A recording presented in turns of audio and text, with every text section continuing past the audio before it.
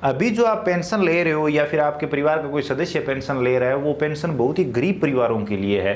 अब आप में से ज़्यादातर लोग बोलेंगे हम गरीब ही हैं, हम साल में जितना कमाते हैं उसमें से खर्चा निकाल कर 48,000 के आसपास ही हमारी इनकम बनती है। अगर आपको पता नहीं है तो आपको बता दूँ, ये पेंशन लेने के लिए इनकम 48,000 रुपये ही होनी चाहिए। इससे ज़्यादा अगर आपकी इनकम है तो आप पेंशन के लिए हकदार नहीं है। चाहे आपको वृद्धावस्था पेंशन मिल रही हो, विधवा और विकलांग पेंशन को साइड में कर दें तो वृद्धावस्था पेंशन वाले ज़्यादा है। तो ये जो पेंशन वाले हैं इनको अभी ध्यान देना होगा। अगर आप मानते हैं कि आपकी इनकम जो है 48,000 के आसपास ही है और आप पेंशन के लिए हकदार है तो तैयार हो जाइए। गवर्नमेंट अभी जांच की तैयारी में है और अभी जो लोग पेंशन के लिए आवेदन करेंगे उनके सामने बड़ी समस्याएं आने वाली है। क्योंकि अगर आपकी सालाना इनकम 48,000 रुपये से कम है तो आपके पास अच्छा घर भी नहीं होना चाहिए, क्योंकि 48,000 में ये सब पॉसिबल नहीं है। आपके पास गाड़ी भी नहीं होनी चाहिए, इसके अलावा और भी कई सुख सुविधाएं हैं वो भी नहीं होनी चाहिए। अगर वो होगी तो हो सकता है आपको पेंशन का लाभ नहीं दिया जाए और आने वाले टाइम में आपका नाम जो है वो पेंशन की लिस्ट से हटा दिया जाए, या फिर हो सकता है आपने जो पेंशन उठाई हो वो भी आपको भरनी पड़े।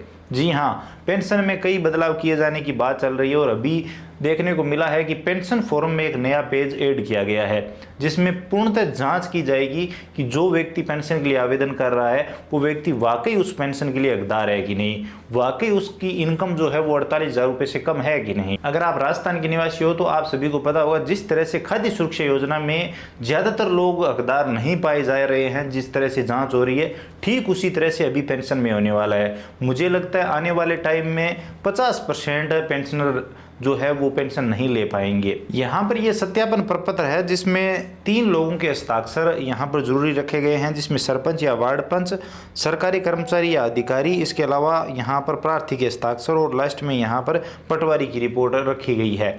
इसमें यहाँ पर कुछ पॉइंट है जो शपथ के लिए है। मेरी और मेरे परिवार की समस्त स्रोतों की जो आय है वार्षिक आय मापदंड से ज़्यादा नहीं है। मेरे परिवार का कोई भी सदस्य राजकीय सेवा में नहीं है, यानी गवर्नमेंट कर्मचारी नहीं है। पेंशन योजना का मैं पात्र हूँ।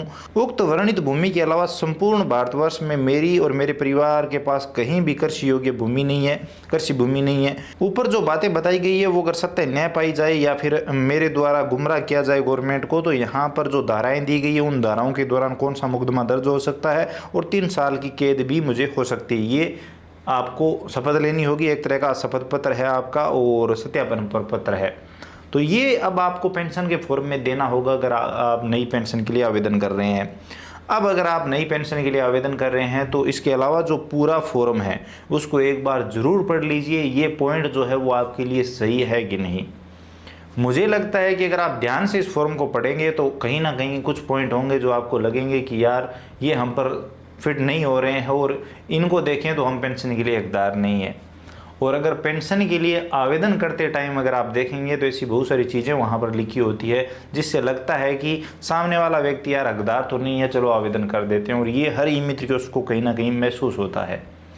तो जैसा कि वीडियो की शुरुआत में मैंने कहा, ये पेंशन बहुत ही गरीब परिवारों के लिए है। जो आज आर्थिक समृद्ध है उन लोगों के लिए ये वृद्धावस्था पेंशन नहीं है।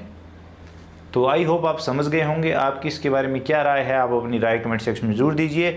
अगर गवर्नमेंट ऐसा करने वाली है तो क्या ये सही होगा, और अगर नहीं तो गवर्नमेंट को आय का जो क्राइटेरिया है वो कितना रखना चाहिए। आज की महंगाई के हिसाब से 48,000 रुपये बहुत ही कम है। आपको क्या लगता है, आप अपनी राय कमेंट सेक्शन में जरूर दीजिए। वीडियो इन्फॉर्मेटिव लगा है तो लाइक कर सकते हो। चैनल पर नए हो तो सब्सक्राइब करके बेल आइकन प्रेस कर लीजिए ताकि आने वाले सभी वीडियो और नई अपडेट आप सबसे पहले देख पाएं। इसके अलावा अगर आपके मन में कोई भी सवाल सुझाव है, आप और कुछ भी जानना चाहते हैं, बताना चाहते हैं तो बताइए कमेंट सेक्शन में, हम जरूर बात करेंगे। चलिए मिलते हैं अगले वीडियो में नई अपडेट के साथ।